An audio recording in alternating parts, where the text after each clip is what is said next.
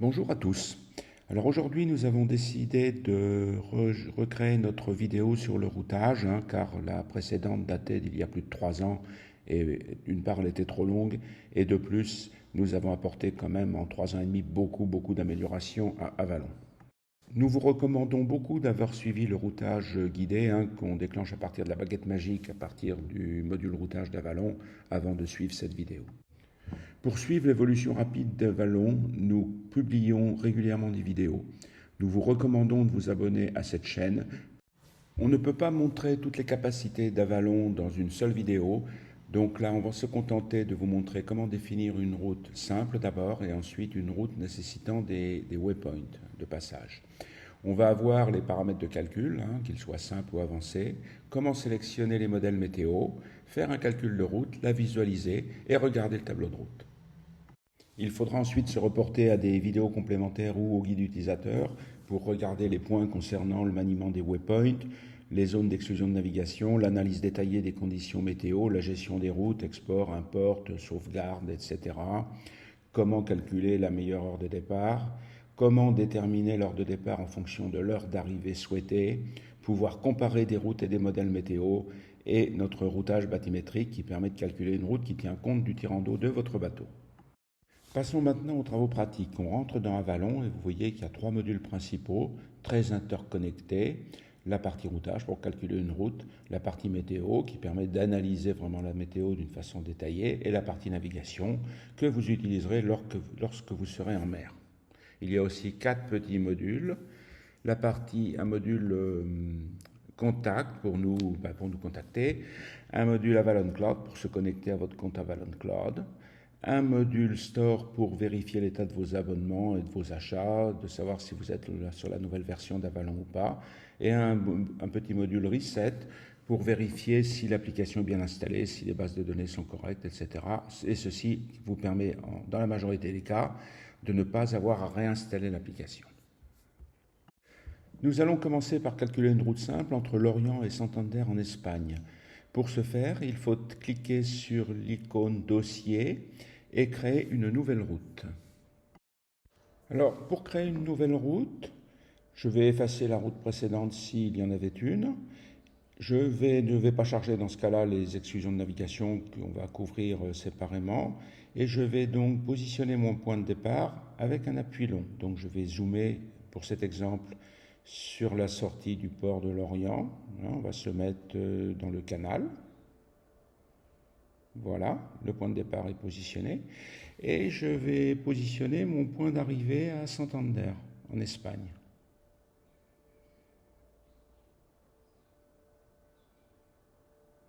Voilà, donc je vais me mettre à l'entrée de la baie de Santander.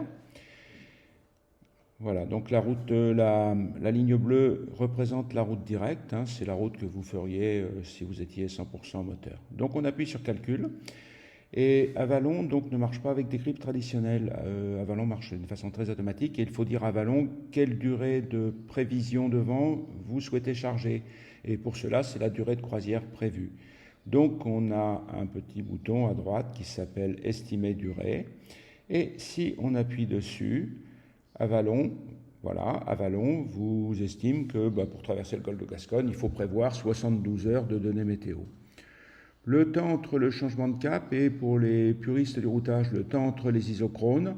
Bon, pour une petite traversée comme ça, c'est quand même sérieux, c'est le golfe de Gascogne, on va mettre 15 minutes, c'est-à-dire qu'on va recalculer des positions toutes les 15 minutes. Pour une transatlantique, bien entendu, ça ne conviendrait pas, il faudrait prévoir 30 minutes ou 1 heure.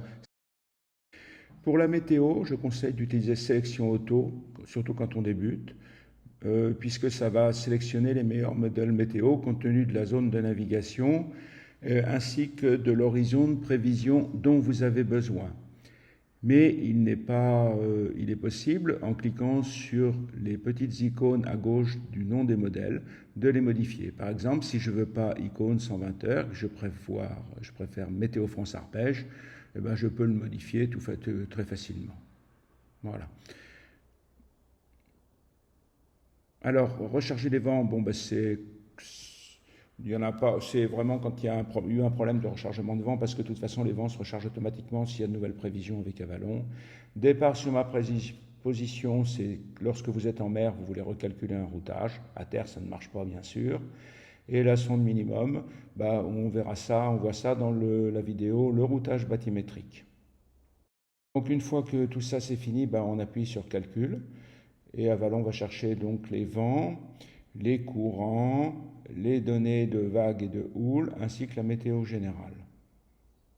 Et à partir de ça, va vous calculer la route. Alors, les deux barres signifient le pourcentage d'avancement de la route et la seconde, le pourcentage de données météo utilisées.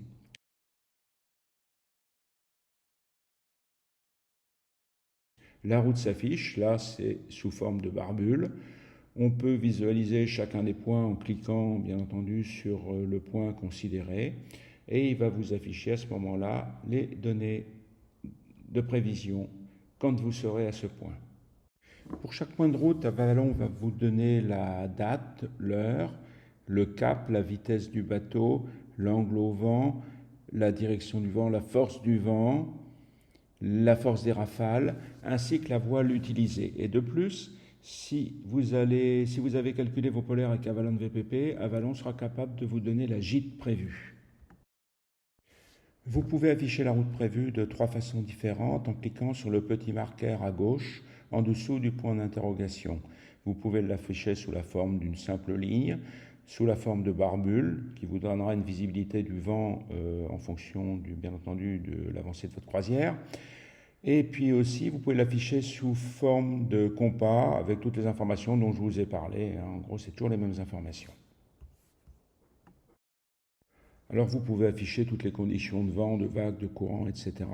Et d'une façon générale, le point d'interrogation va vous donner la signification de l'ensemble des icônes de l'écran considéré. Avalon inclut pour chaque croisière un résumé de route qui était apprécié par les journalistes de Voile Magazine dans leur numéro de juillet.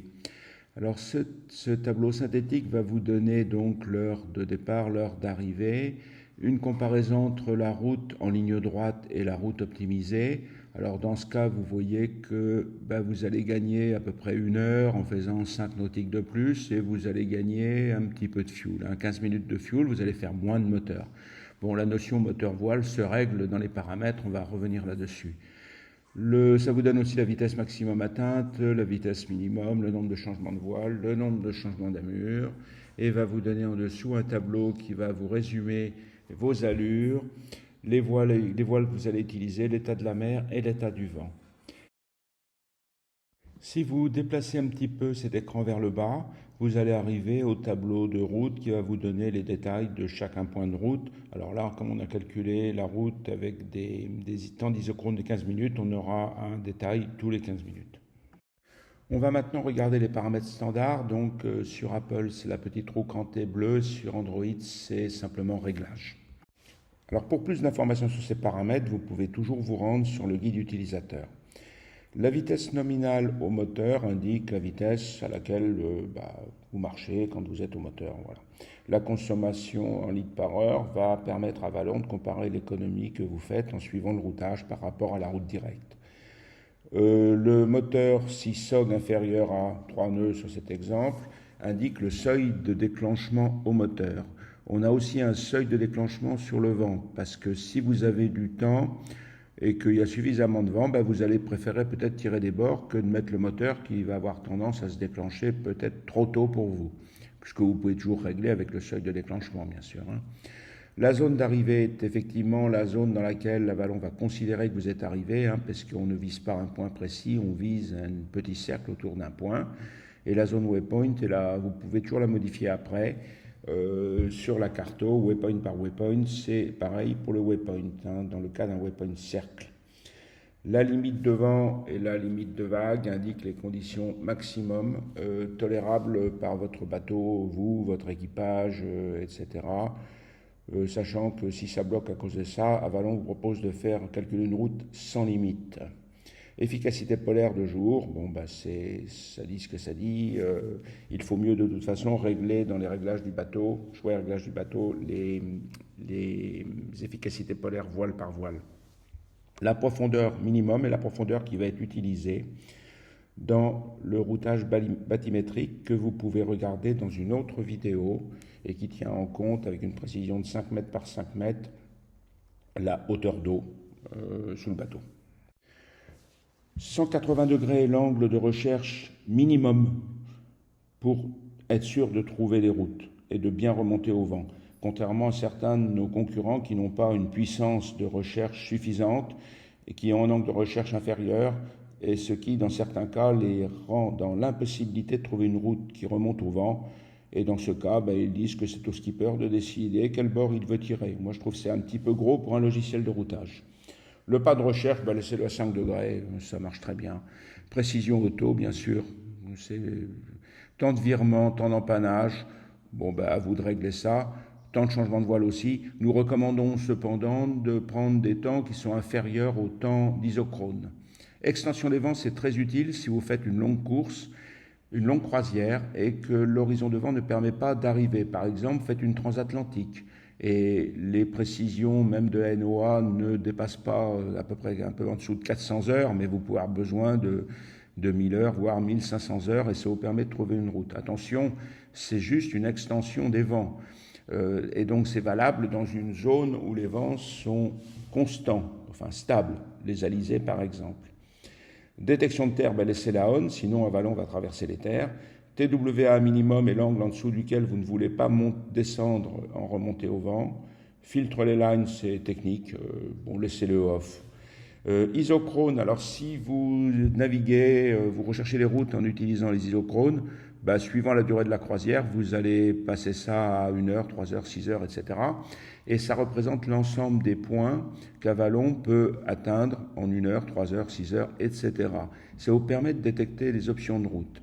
L'affichage de la route précédente, si on n'utilise pas le multiscénario, ça peut être utile. Ça permet de comparer 2 routes avec 2 modèles météo, 2 alternatives de route.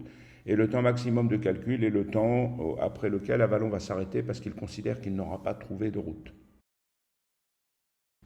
Toutes les routes ne sont pas aussi simples et maintenant supposons qu'on veuille aller de Lorient à Morlaix par exemple, à Nord-Bretagne. Alors on peut déplacer bien entendu le point de départ, le point d'arrivée, on peut créer des points de passage. Donc je vais simplement faire un appui long sur le point d'arrivée et le positionner vers le Nord-Bretagne. Voilà, ici par exemple. Alors vous voyez qu'Avalon immédiatement, on va se mettre un point d'arrivée, voilà, près au large de Perros-Guirec. Voilà. Donc Avalon a trouvé par la ligne bleue la route de distance minimum, mais si je calcule cette route, ça va être trop compliqué, il ne va pas trouver, il ne va pas arriver avec l'angle de recherche, même à 180 degrés, peut-être à 220 ou 270, il y arriverait, à 180 degrés, il a de bonnes chances de ne pas arriver à trouver la route. Alors c'est pour ça que je crois qu'on est le seul logiciel de routage à pouvoir le faire, puisqu'on a une gestion de la cartographie extrêmement puissante. On a la possibilité d'appuyer sur Waypoint Auto en haut.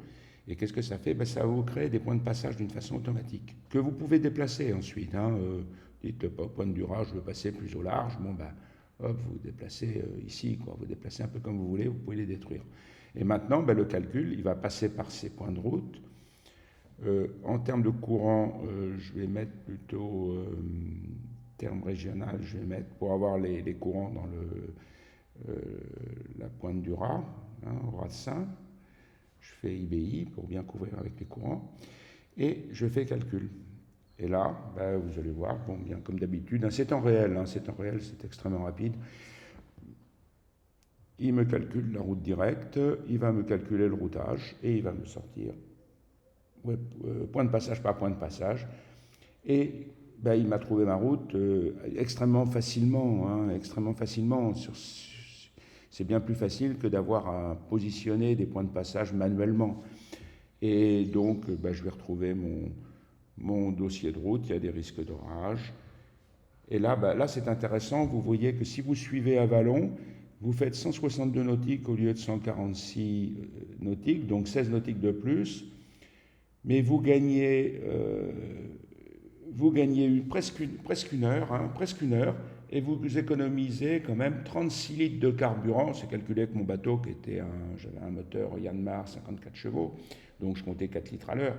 Donc 36 litres de carburant, vous avez déjà payé le logiciel. Voilà, c'est simple. Donc, je vous remercie pour votre attention. Puis n'hésitez pas à aller voir les autres vidéos, routage avancé, routage bathymétrique. Il y en a toute une série et ça va vous permettre de vous perfectionner très facilement et d'utiliser le mieux possible le logiciel pour prendre de plus en plus de plaisir à naviguer à la voile et faire de plus en plus de voiles et de moins en moins de moteurs. Voilà, je vous remercie et à très bientôt sur notre chaîne.